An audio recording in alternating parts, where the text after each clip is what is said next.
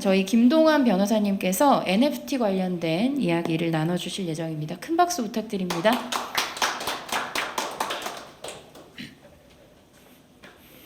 예, 안녕하세요. 방금 소개받은 법무법인 디라이트의 김동환 변호사입니다. 사실 코로나 때문에 계속 웨비나만 하다가 오늘도 물론 촬영을 하긴 하지만 이렇게 앞에 들어주시는 분들이 있는 형태의 세미나는 되게 오랜만이라 기분이 되게 새롭습니다. 저는 이제 최근에 되게 화제였죠. 잠시만요. 예, NFT 관련된 이야기를 좀 해보려고 합니다. 올해는 저희 법무법인에서 NFT 관련된 자문이나 어떤 이야기를 나눌 기회가 정말 많았습니다. 오늘 해시드 라운지에도 와보니까 입간판들이 다 이제 NFT 관련된 입간판이더라고요. 그래서 이제 2018년도에 ICO 붐 수준으로 NFT 관련된 붐이 좀 오래 있었고, 조금 차이점은 작년 말부터, 아니 작년 한 여름부터는 디파이 관련된 이슈가 되게 핫했는데, 법률적인 이슈에 대한 검토는 TVL이 좀 큰 프로젝트별로 좀 오래 좀 많이 이제 자문할 기회가 있었다면은, NFT 관련된 사업은 사업을 하기 전부터 조금 큰 플레이어들이 법률적으로 짚어보는 형태의 좀 질문을 많이 했고, 거기에 따라서 저희가 조금 다양한 형태의 사업 모델을 검토하거나 이슈들을 조금 밝혔거나 의견을 드린 적이 있어서 그 내용들을 조금 정리해 보도록 하겠습니다. 예, 오늘 말씀드릴 콘텐츠는 총 4개인데요. 첫 번째 논의 현황은 NFT 관련된 일반적인 얘기를 좀 하려고 했는데, 시간 관계상 짧게 말씀드리도록 하겠습니다. 다들 아시다시피 NFT는 사실 뭐 대단한 게 아니죠. 되게 예전부터 있던 개념이고 되게 잘 알려진 크립토키티부터 NFT라는 개념을 써왔습니다. 기술적으로 뜯어보면은 일반적인 디지털 자산, 요새는 가상자산 말고 디지털 자산이라는 말도 많이 쓰는데, 디지털 자산이랑 비슷합니다. 발행 주소랑 토큰 ID라는 게 부여되는 걸 제외하고는 발행하거나 이전하거나 소각하거나 이런 식으로 일반 디지털 자산의 거래의 측면에서 가진 특성을 그대로 보유하고 있고요. 그렇기 때문에 NFT라는 거는 고유한 인식값을 가지고 있는 디지털 자산 형태를 포괄적으로 의미하는 개념으로 이해해 주시면 될 것 같습니다. NFT 발행 관련된 프로토콜들이 지금 다양하고 계속 발전을 하고 있어서 이 부분도 좀 지켜봐야 될 것 같고요. NFT는 되게 다양한 형태로 요새 사용이 되고 있는데, 첫 번째는 이제 NBA 탑샷이랑 비플의 올해 3월에 730억 원 정도에 낙찰된 디지털 아트 작품을 예시로 가지고 왔고요. 그래서 NFT의 첫 번째 특성은 수집품으로서의 특성을 가진다고 볼 수 있을 것 같습니다. 두 번째는 또 이제 다른 파트, 게임상의 어떤 권리 부여인데요. 다들 잘 아시다시피 왼쪽은 이제 엑시 인피니티 관련된 사진을 가지고 왔고요. NFT 형태로 발행된 어떤 몬스터고, 그리고 이제 스카이마비스 같은 경우에는 제가 알기로 3분기에 매출액이 9천억 원 정도 되는 것 같고, 오른쪽 같은 경우에는 샌드박스도 이제 원래도 계속 꾸준히 사업을 해왔지만 최근에 되게 또 이슈가 된 어떤 사업 모델이고요. 이런 형태로 NFT가 게임상에서 쓰이는 예도 되게 과거부터 있어 왔고, 저희가 기존에는 앞에 말씀드린 수집품적인 성격과 게임에서의 NFT 성격을 조금 구분해 왔는데, 메타버스라는 플랫폼이 하나의 급부상하면서 이 두 부분의 기준도 좀 모호해지는 측면이 점점 있는 것 같습니다. 또 NFT 같은 경우에는 어쨌든 고유한 인식값이 부여되기 때문에 자격 증명의 수단으로 영광 쓰이는데요. 이거 같은 경우에는 뭐 주식 교환권을 NFT 형태로 발행한다거나, 아니면은 어떤 투자조합에 가입하는 어떤 증서를 NFT로 발행해서 NFT를 이용한 거래를 조금 더 비상장 주식 거래나 이런 부분들을 조금 더 원활하게 하겠다라는 취지로 개발 중인 모델도 있습니다. 이렇게 NFT에 대해서는 좀 다양한 형태로 이 각각의 특성을 개발하려는 움직임이 있고요. 이제 본론으로 들어가서 좀 근본적인 문제점이죠. 저희가 항상 NFT 관련된 특근법상의 논의를 할 때에는 결국 NFT가 가상자산인가에 대한 이슈부터 시작을 하게 되고, 이거에 대한 명확한 기준이 없어 왔기 때문에 저희가 초기에는 NFT가 가상자산을 할 수 있습니다 라는 식으로 의견을 많이 드리다가, 시간이 점점 지나오면서 조금 더 진취적으로 NFT는 이러이러한 경우에는 가상자산으로 볼 위험이 낮습니다, 이런 식의 의견을 많이 드렸습니다. 최근에 이제 올해 10월이죠. 페데프 국제자금 세탁 방지 기구에서 가이던스를 업데이트했고, 이 업데이트 내용에는 이제 크게 좀 기사화되는 게 두 가지가 있는데, 디파이 그리고 NFT 관련된 내용이 직접적으로 언급이 된 게 좀 특징인데요. NFT 관련된 내용을 이제 가져와 봤는데 이 내용은 요약하면은 NFT라는 어떤 형태의 토큰은 수집 가치가 있기 때문에 이게 좀 특징이 있어서 일반적으로는 가상자산에 해당하지는 않지만 결제나 투자 목적으로 사용되는 경우에는 가상자산에 해당할 수 있다. 이런 식의 입장을 취해왔습니다. 사실 이거 관련해서 되게 다양한 관점에서 기사가 나왔는데 제가 보기에는 기존의 페데프의 가이드의 그냥 연장선으로 보는 게 적절한 것 같습니다. 왜냐하면은 페데프에서는 가상자산, 버추얼 에셋이라고 표현하는데요. 2018년 10월경에 이 버추얼 에셋을 정의하면서 이 정의의 목적에 사용의 목적, 결제나 투자 목적으로 사용될 것을 이미 정의해 왔습니다. 그렇기 때문에 당연히 페데프 입장에서는 NFT라는 거를 가상자산에 포함을 하려면은 가상자산의 정의에 따라서 결제나 투자의 목적을 충족시켜야만 하는 것이죠. 그래서 이번에 업데이트된 내용은 사실 NFT의 거래액이 너무 커지면서 NFT에 관련해서 자금 세탁 방지에 관련돼서 검토할 필요가 있기 때문에 언급을 했고 기존의 입장을 좀 그대로 적용한 사례라고 보시는 게 좀 정확할 것 같고요. 구체적인 어떤 입장을 제시한 상황은 아니라고 생각을 합니다. 그렇다면 우리나라 같은 경우에는 어떨까요? 우리나라에서도 사실은 최근에서도 계속 금융당국에서 NFT는 가상자산이다 아니다 이 얘기를 번복을 하면서 되게 혼란스럽게 하고 있는데 보도 자료에 의하면은 이런 입장을 밝힌 게 이제 최근에 가장 공식적인 입장이고요. 11월 23일에 밝혀왔고 이 내용은 제가 한번 읽어보면은 NFT는 일반적으로 가상자산이 아니며 다만 결제, 투자 등의 수단으로 사용될 경우에 가상자산에 해당할 수 있다. 이 내용은 제가 방금 말씀드린 페데프의 기준을 그대로 설명한 것이고요. 그리고 일부 기사에서는 NFT는 가상자산이라고 단정적으로 언급하고 있으나 기사 내용 중 인용된 부분과 같이 NFT는 일반적으로 가상자산으로 규정하기 쉽지 않은 측면이 있으며 개별 사안별로 봤을 때 일부 해당 가능성이 있습니다.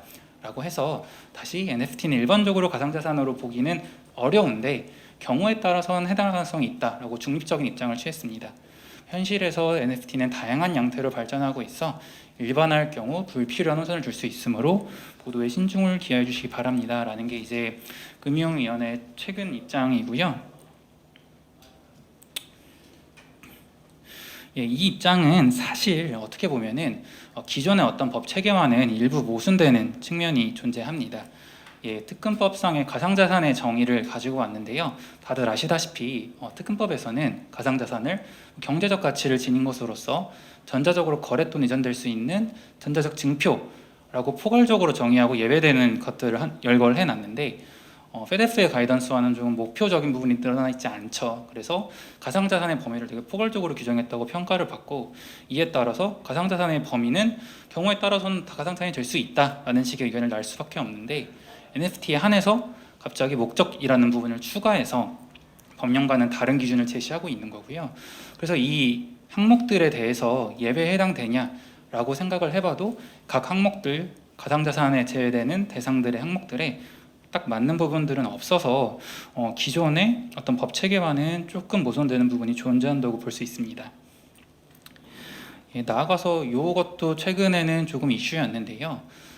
스카이피플이라고 클레이튼 기반으로 NFT 아이템이나 이런 부분 NFT화하는 형태의 게임이 있는데 우리나라에서는 사실 이제 이 역사도 좀 오래됐는데 블록체인을 이용한 게임 같은 경우에는 게임을관리위원회에서 등급 심사를 해주지 않았습니다. 과거에 유나의 옷장부터 시작된 어떤 잔혹사인데요. 스카이피플이라는 게임도 현재는 지금 해외에서만 서비스하고 있고 등급 분류 보류를 받아서 여기에 대해서 집행정지 가처분 신청을 했고 법원에서 인용이 됐습니다. 그러니까 이제 집행정지 가처분이 된 거죠. 그래서 이제 거기에 따른 본안 소송이 지금 진행 중인데 여기서 이제 그러면 스카이피플이랑 게임물관리위원회랑 상대방으로 싸우는 소송인데 게임물관리위원회에서 뭘 했냐면은 금융위에 사실조회 신청을 했습니다.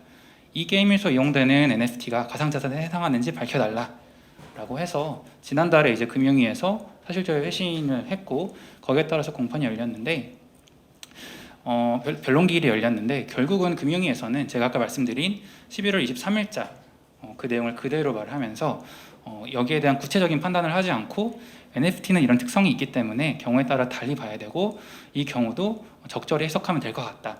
이런 식의 입장을 재확인해서 지금 현재는 우연성 측면에 대한 또 다른 지금 다툼으로 이어진 상황인데요. 만약에 이런 게임물에서 활용되는 NFT가 가상자산에 해당할 경우에는 현행법상 사행성이 인정될 가능성이 높습니다.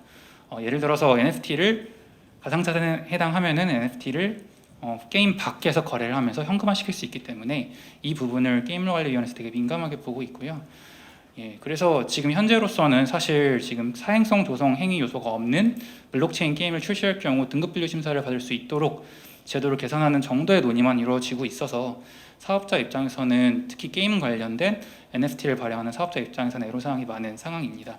특히나 메타버스 플랫폼에서도 가상자산이 유통되는 경우가 있는데 메타버스 플랫폼 같은 경우에는 게임물관리위원회 등급 분류 심사를 받지 않기 때문에 메타버스 플랫폼과의 역차별 문제도 발생을 하고 점점 영역이 혼합되면서 구분 기준이 모호성이 있기 때문에 일부 사업자들은 조금 과감하게 국내에서 시도를 하기도 하고 이런 식의 지금 되게 어지러운 시장 상황이 펼쳐지고 있고 거기에 따라서 과연 주무부처에서 어떤 식으로 대응할지 지금 이슈가 되는 상황입니다.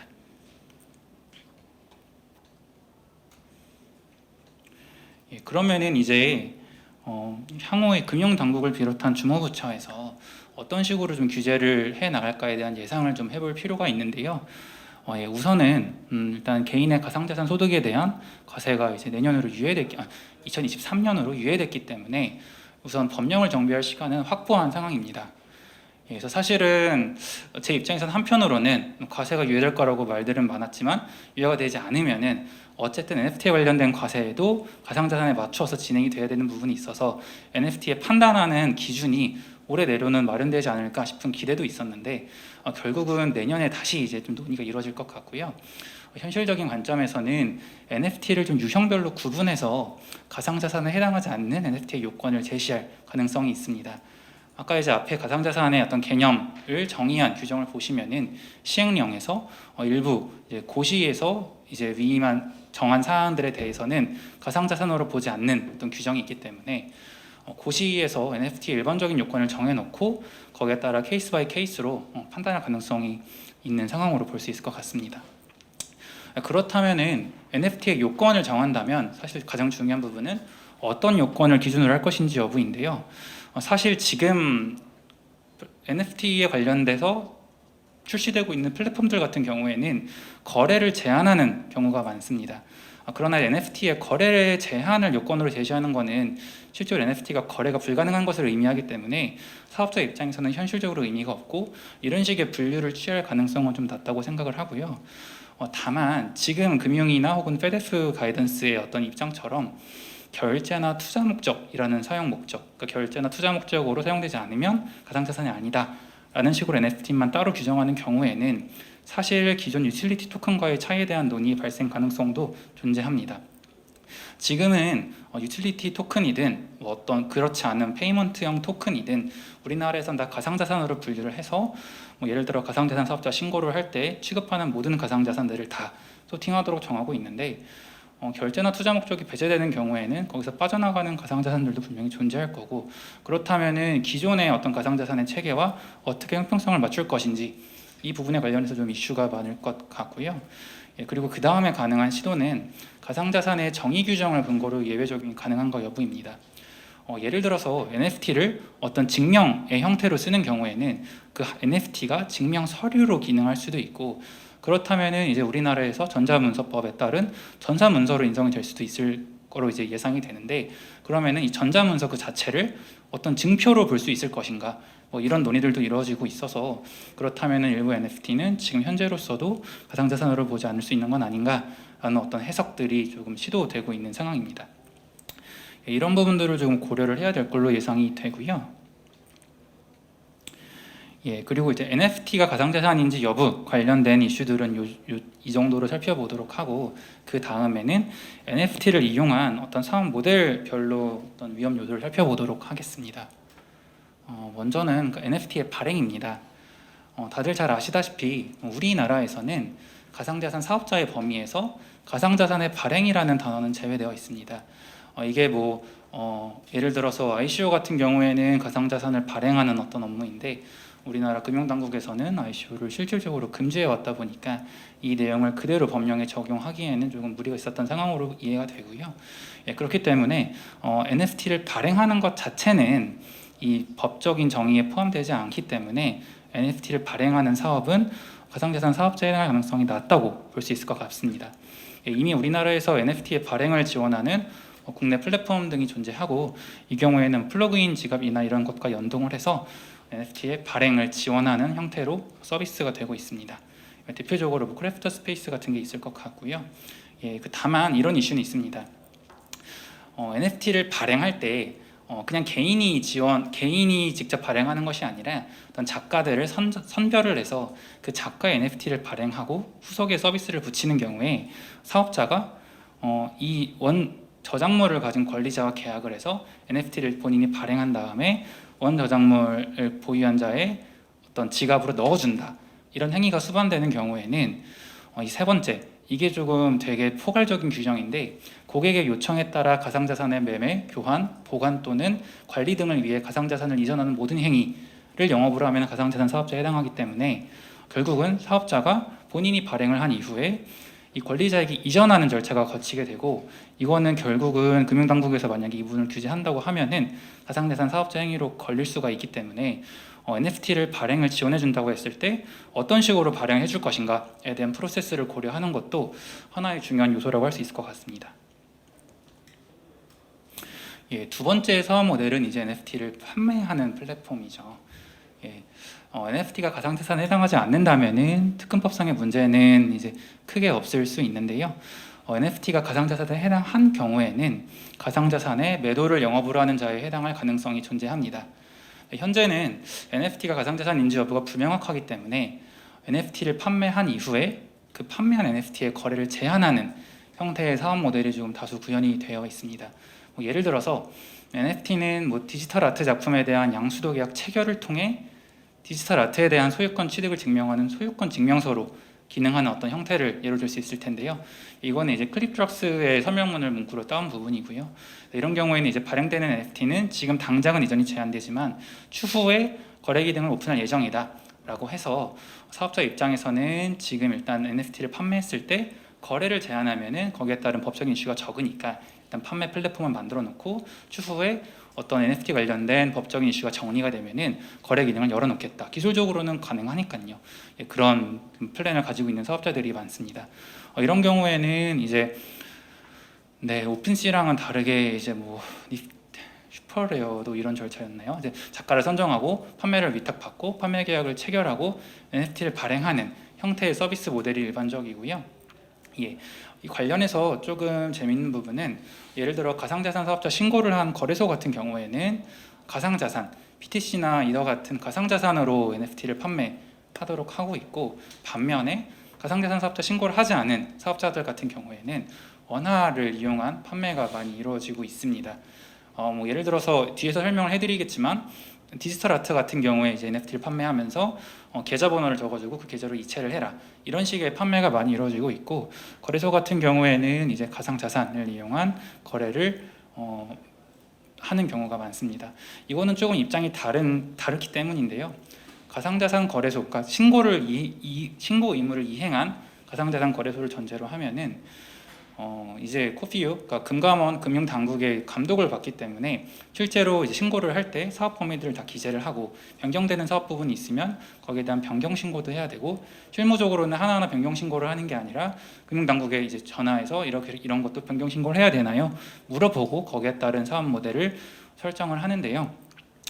원화가 들어가는 경우에는 아시다시피 이제 4대 거래소 같은 경우에 실명 확인 입출금 계정 서비스 계약을 체결해 있고 거기에 따라서 결국은 은행 입장에서는 이 원화 입출금 계정으로 무엇을 할 것인지에 대한 이슈들이 있어서 사실은 원화보다는 가상자산으로 교환을 하도록 플랫폼을 만들어 놓고 은행이 아닌 금융당국에 대해서만 협의를 거치는 게 거래소 입장에서 훨씬 유의미한 어떤 상황이고요. 반면에 가상자산 사업자 신고를 거치지 않은 사업자 같은 경우에는 뒤에서 설명드리겠지만 가상자산이 괜히 들어가게 되면 오히려 이로 인해서 가상자산 사업자에 대한 가능성이 높아지는 위험성이 있기 때문에 본인은 이 NFT가 가상자산이 아니라는 전제하에 NFT를 판매하고 거기에 따른 대금을 원화로 받을 뿐이다 라는 사업 모델을 설정을 해서 서비스하는 경우가 최근에는 많아지고 있습니다. 그리고 그 다음 마지막 이제 사업 모델은 거래 중개 모델입니다. 거래소를 운영하는 형태로 생각하시면 될 것 같은데요. 여기에 있어서는 사실 NFT의 거래 대가로 주로 가상자산이 활용된다는 점이 규제 이슈에서는 가장 큰 문제입니다. NFT가 가상자산인지 아닌지와 무관하게 예를 들어 어떤 NFT를 이더리움으로 산다라고 하면은 결국은 중앙화된 거래소를 이제 상정을 해보면은 거래소가 이 구매자의 구매자의 이더리움을 판매자에게 전송하는 역할을 수행해야 되는데요. 이게 지금 법에서 정하고 있는 고객의 요청에 따라 가상자산의 교환 등을 위해 가상자산을 이전하는 행위를 영업을 하는 자에 해당할 가능성이 높다고 볼 수 있을 것 같습니다. 그렇기 때문에 거래소 같은 경우에 이제 가상자산이 들어가 있다라고 하면은 가상자산 사업자 가능성이 높아지는 특성이 있고요. 이걸 타개하기 위해 좀 여러 가지 시도가 있는데 예를 들어 이럴 수 있을 것 같습니다. 그러면은 이 거래 기능을 소위 스마트 컨트랙트로 구현하면 어떨까요? 이런 질문들이 되게 많고 이런 시도도 많은데요. 스마트 컨트랙트는 다들 아시겠지만 이제 자동화된 실행을 통해서 거래가 이루어지는 것을 의미하고 사업자 입장에서는 이런 논리를 피는 겁니다. 나는 고객 요청에 따라 가상자산을 이전해 주는 게 아니라 이 트랜잭션만 발생을 시키고 혹은 여기에 대한 검증만 진행을 하고 실제 거래는 나와 무관하게 이루어집니다. 라는 이게 디파이에서도 많이 이제 통용되는 어떤 주장하는 논리인데 이런 식의 어떤 논리를 펴는 경우도 되게 많고 여기에 따라 대응 논리를 준비하는 팀들도 많은데요. 사실 올해 이제 제가 10월 말에 발표된 페데프 가이던스 업데이트가 됐다고 말씀드렸는데 거기에서 디파이 관련된 내용을 다루면서 약간 디파이의 형태라고 하더라도 즉 중간에서 중개하지 않거나 관리하지 않는 탈중화된 형태라고 하더라도 관련된 운영하는 팀을 바스프 가상자산 사업자로 봐야 될 필요가 있다는 식의 논리를 좀 펼치고 있어서 점차 좀 부정적인 입장을 취하고 있는데 아직까지 우리나라에서는 여기에 대해서 확고한 논리가 구성되어 있지 않아서 이 부분 관련해서는 향후에 계속 갈등이 일어날 예정입니다. 마찬가지로 최근에는 이제 NFT를 디파이에 결합시켜서 NFT를 이용한 어떤 포트폴리오 투자의 성격을 띠는 사업 모델도 많이 발생을 하고 있는데 이것도 방금 위에 한 논의와 마찬가지의 논의 선상이라고 이해해 주시면 좋을 것 같습니다.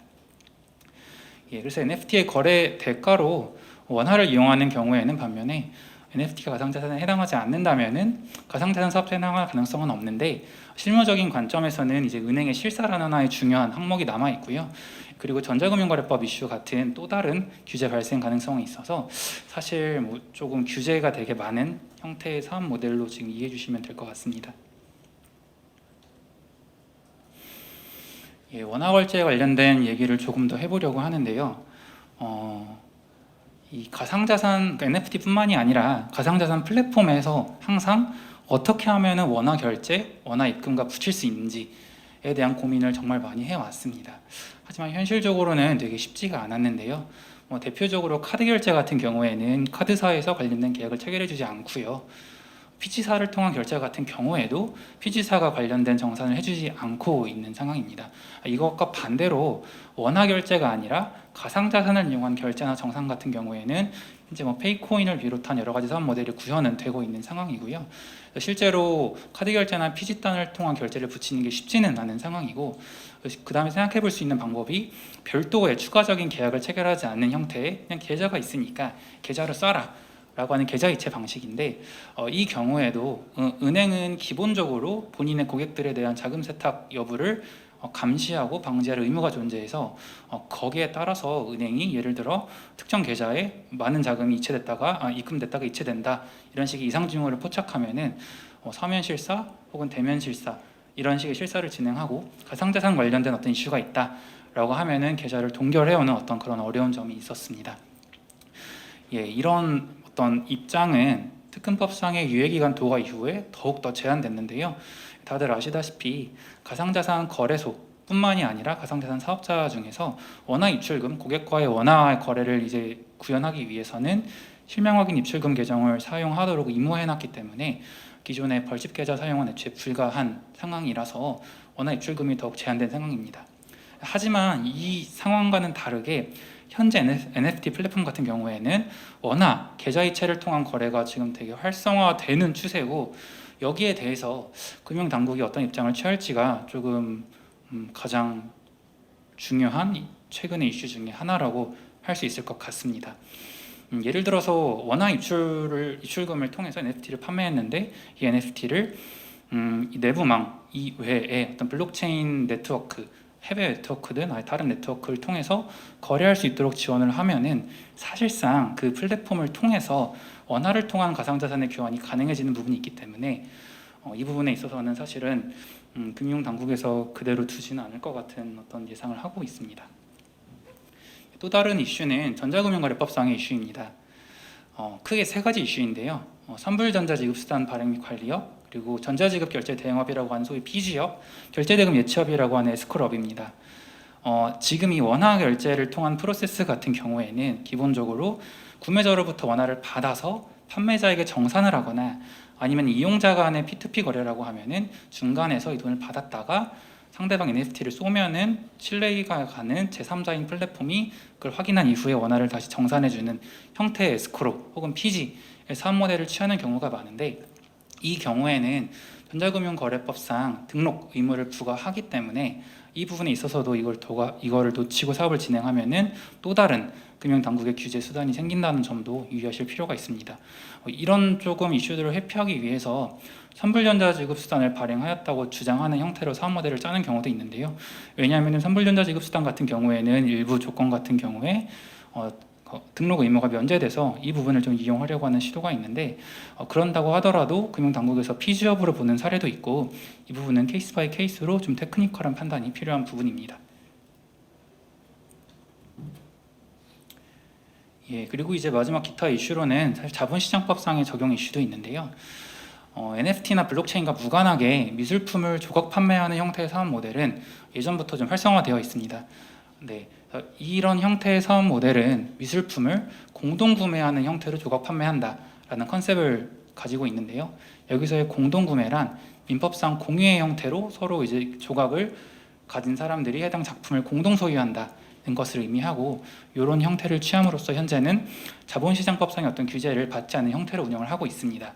그래서 다들 이제 이런 형태의 서비스를 운영하면은 다들 자본시장법상의 문제가 없고 괜찮은 게 아니냐라는 식으로 사업을 확장해오고 늘어나고 있는데요.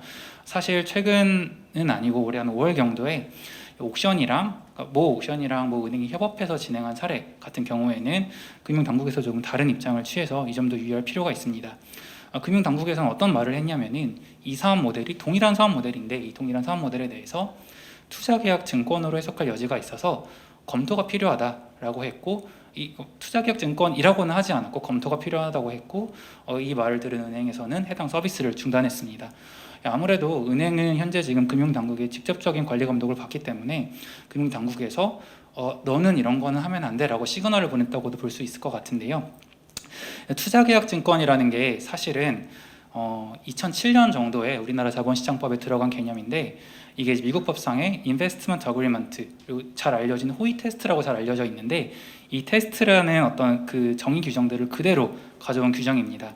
근데 조금 웃긴 점은 2007년에 이 내용이 들어간 이후에 제가 알기로는 국내에서 이제 금융당국에서 투자기업 증권에 해당한다고 해서 어떤 절차를 진행한 사례는 없었거든요. 그렇기 때문에 변호사들이나 이제 교수님들 사이에서도 이런 토큰 발행의 형태가 투자계약 증권에 해당할 가능성은 있다라고 해서 논의가 이루어졌지만, 실무적인 단에서는 과연 투자계약 증권으로 이율해서 어떤 제재를 가할까에 대한 궁금증은 있었는데, 금융당국에서 올해는 이런 형태의 모델은 우리가 법령상 존재하는 투자계약 증권으로 볼 여지가 충분해 라고 했기 때문에, 실제로 이 사업 모델을 운영하시는 경우에도 이 투자계약 증권의 정의에 최대한 포함되지 않는 선에서 사업 모델을 꾸리실 필요가 있을 것 같습니다. 오늘 제가 준비한 설명은 여기까지고요. 들어주셔서 감사합니다. 네, 박수 부탁드립니다. 잠시만요. 온라인으로 질문이 왔어요. 마이클 병철홍님께서 국내에서 가상자산 관련 법과 요구사항이 언클리어하고 복잡하니 싱가포르에서 가상자산 사업자 허가를 받고 NFT 발행 판매 거래 중개를 하는 것이 더 낫지 않을까요? 그리고 거기서 국내인들도 참여하게 하는 서비스를 추진하자면 어떤 문제점들이나 극복해야 할 문제들이 무엇이 있을지요. 그리고 이어서 현재 국내에서 운영하는 NFT 사업자들의 경우 발행한 NFT를 해외 투자자들이 참여하게 하고 싶은 경우 어떻게 가능할까? 모든 자산의 가치 상승은 유동성과 직접 연결되는데 국가가 그런 크로스보더 트랜잭션을 하는데 장벽을 만들면 과연 자산의 가치가 지속적으로 유지 가능한데 마이너스 요소가 될 수 있어서 그런 취지에서 질문과 이 질문을 했다 이렇게 하시네요. 엄청 네. 길게 썼어요 지금. 네, 그래서 첫 번째 질문 같은 경우에는 어느 정도 답변이 좀 가능할 것 같은데 네. 사실 지금 블록체인을 통한 토큰 발행 프로젝트 같은 경우에는 다들 해외 엔티티를 하나 이상씩은 가지고 계실 확률이 매우 높을 것 같습니다. 그게 이제 뭐 우리나라에서 금융당국에서 정확한 법령은 없지만 그 ICO를 실질적으로 금지해 왔기 때문에 해외 법인을 통해서 토큰 관련된 발행 사업을 해 왔고, 그래서 지금 이제 해외 법인을 통해서 NFT 관련된 사업도 진행하면 안 되는지에 대한 어떤 질문으로 이해가 되는데요. 우선 싱가포르를 특정해 주셨는데 아마 이제 이 다음 세션에서 조원희 변호사님께서 말씀해 주시겠지만 싱가포르에서는 이제 또 PS 액트라는 페이먼트 서비스 액트라는 법이 있죠. 그래서 이제 디지털 페이먼트 토큰이라는 개념이 있는데 싱가포르가 친가상자산 국가는 맞는데 관련된 법령은 분명히 존재하고 최근에는 점점 이제 관련된 싱가포르 내국인을 대상으로 영업하지 않더라도 규제를 가려는 입장이라서 저희도 이런 관련해서 되게 좀 어떤 식의 사업 모델을 추천해드려야 되는지 고민이 많기는 하고요. 우리나라 입장에서 생각을 해보면은 특근법 같은 경우에는 역외 적용이 가능합니다. 이게 어떤 말이냐고 하면은 해외에 있는 사업자라고 하더라도 내국인, 그러니까 우리나라 사람을 대상으로 영업을 하면은 가상자산 사업자 신고 의무가 발생한다라고 이제 명확히 하고 있고 여기에 따라서 보도 자료도 많이 내고 있고 실제로 유예기간 도과하기 전에 해외 큰 가상자산 거래소들의 이제 공문도 우리나라에서 보냈습니다. 그래서 이제 해외 거래소에서 한글 지원을 어느 순간부터 안 하게 된 게 이런 공문의 영향도 있다고 보시면 될 것 같고요. 그렇기 때문에 사실 NFT 관련된 플랫폼을 해외에 설립하더라고 하더라도 이제 그거를 국내 내국인들 대상으로 어떤 홍보를 하거나 마케팅을 하고 서비스를 하는 경우에는 그게 이제 금융 당국의 입장에서는 한 스텝 더 늦게 발견될 수는 있겠지만 법적인 측면에서 보면은 규제에서는 자유롭지 않고 오히려 해외 규정까지 더블로 적용되는 어떤 부작용이 있을 수 있다는 점도 고려하실 필요가 있을 것 같습니다. 한국에서 해야 돼요? 그거는 사실 저희도 이제 되게 고민이 많은데요. 네. 예, 그거는 나중에 찾아오시면 예. 자문 서비스를 예. 활용하시는 것으로 이것도 얘기해 주실 수 있을까요? 사실 두 번째 질문은 제가 좀 클리어하지를 못해서 자세한 질문은 법무법인 디라이트 대표 번호 검색하시면 나와요. 근데 이제 뭐 예를 들어서 지금 가상자산 거래소 같은 끊으려고 하는데 경우에 계속 NFT 마켓은 뭐 지금 어쨌든 외국인들 대상으로만 이루어지고 있어서 해외에 있는 투자자들이 우리나라의 어떤 라이센스를 받은 사업자의 NFT 어떤 마켓에 투자하는 게 좀 어려운 상황이기는 해서 여기에 대한 개선 포인트는 분명히 존재해야 될 것 같습니다. 네, 김동환 변호사님이셨습니다. 혹시 현장에서 질문 있으세요? 잠시만요. 다들 궁금해하실 것 같아서 사실은 아까 말씀드렸던 것처럼 투자나 결제 목적이 아니면 가상자산으로 보지 않을 수도 있다고 얘기는 했지만 사실은 대부분의 플랫폼 비즈니스라는 게 다 트래픽을 염두에 두고 그 구조를 짜는데 결제나 투자 목적이 아닌 이상 NFT가 사용될 확률은 사실은 거의 없잖아요. 술은 마셨는데 음주운전이 아닌 건 아니니까 결국에는 방식은 지금 우회하려고 아무리 노력을 하더라도 사실은 길은 뻔한 것 같은데 어떤 형태로 그럼 진행이 될까요? 변호사님 생각에는?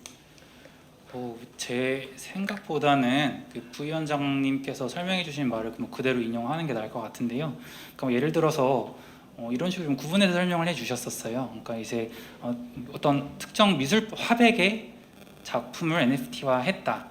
그래서 그런 경우에는 어쨌든 이 NFT는 이 화백의 작품에 어떤 식으로든 링크되어 있는 컬렉터블한 특성이 있기 때문에 그런 경우에는 가상자산으로 보기는 어렵지 않을까라고 말씀을 하셨고 반면에 뭐 게임 아이템 같은 경우에는 사실 엑시 인피니티 같은 예만 들어도 외부에 별도의 마켓플레이스가 아예 존재를 하죠. 거기서 거래가 이루어지기 때문에 그런 경우에는 해당 어떤 브리딩된 어떤 몬스터에 대한 거래가 되게 빈번하게 이루어지고 그런 경우에는 가상자산으로 볼 가능성이 높지 않겠냐라고 말씀을 하셔서 사실은 저도 어떤 식의 기준을 좀 마련할지가 좀 고민이 궁금하긴 한데 뭐 그런 어떤 가이드를 잡고 사업을 조금 계획하시면 그나마 도움이 될 것 같습니다.